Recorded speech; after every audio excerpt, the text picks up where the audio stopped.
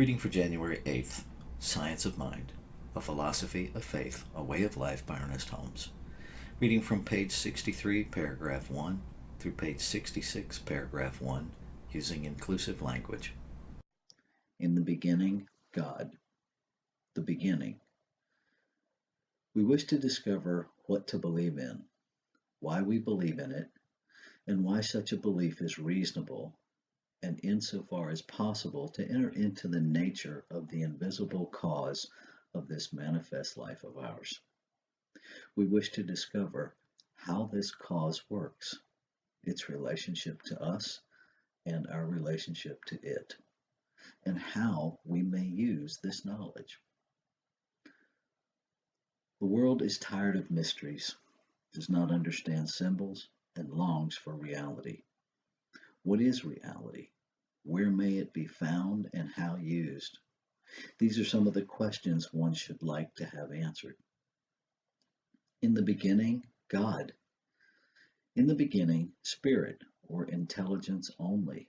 No manifest universe, no system of planets, no visible form, nothing but the life principle. God, the spirit, had not yet moved upon the waters. Then this all-being moved or began to create. Where did spirit move? Upon what did it move? From whence came its pattern? What means or powers did it employ? Through what agency did it work? In short, out of what is the world, ourselves included, made? How did we and all other physical manifestations come into being? If we suppose spirit to be the life principle running through all manifestation, the cause of all, then we must suppose that it has substance within itself. It is the self-existent consciousness and also self-existent substance. Spirit makes things out of itself through some inner act upon itself. This inner act must, of course, be an act of consciousness, of self-perception, of self-knowingness.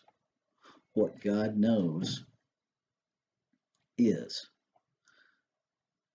This has been called the Word of God and the self-contemplation of God.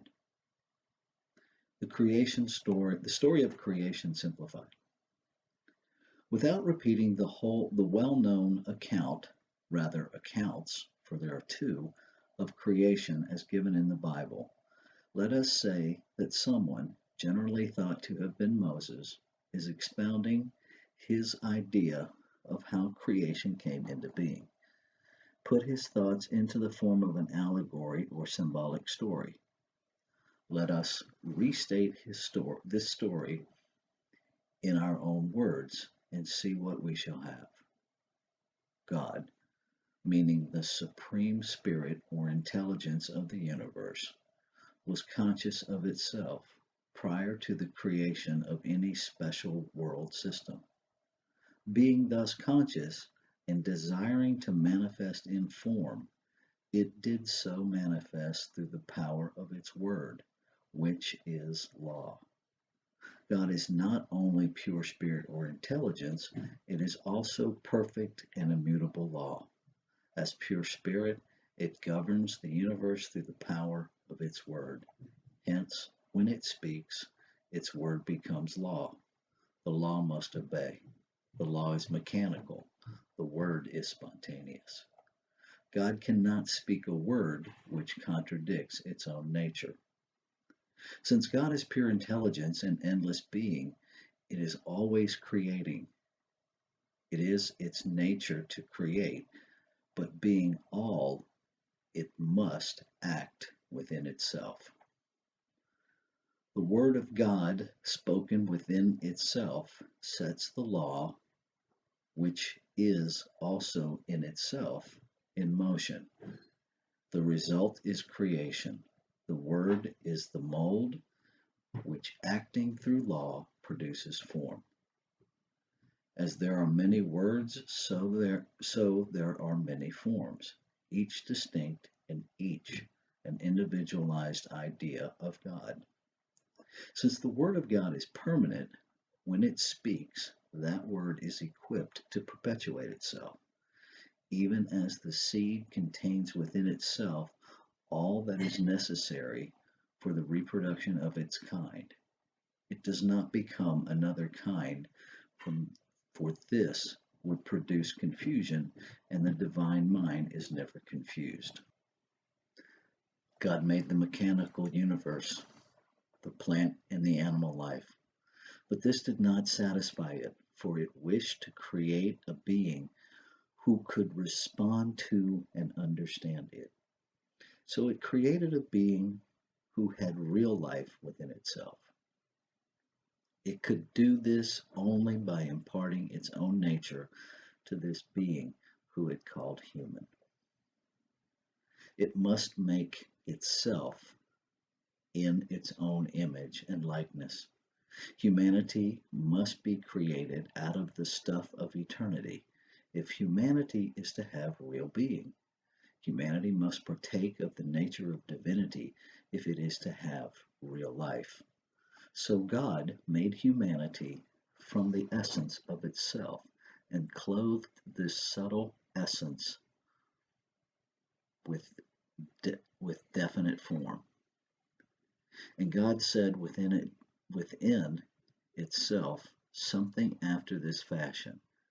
If I wish to have a human who is a real being, I must give them self-choice. Humans must be spontaneous, not automatic. Humans must have dominion over everything that is of less intelligence than itself. I will let them name everything I have created, and they shall have all things to enjoy, for their life must be full and complete if they are to express my nature. So God gave humanity dominion over all earthly things. Humanity was not given the power to govern the universe, but they were given the power to have dominion. And God, viewing all that it had created, saw that it was good, very good. How could it be otherwise since it had created it? How could God, being goodness, see other than good? This briefly is the story of creation. The reader need not be startled by this rather human narrative. Rather, we are putting into human language a story which could only be imagined.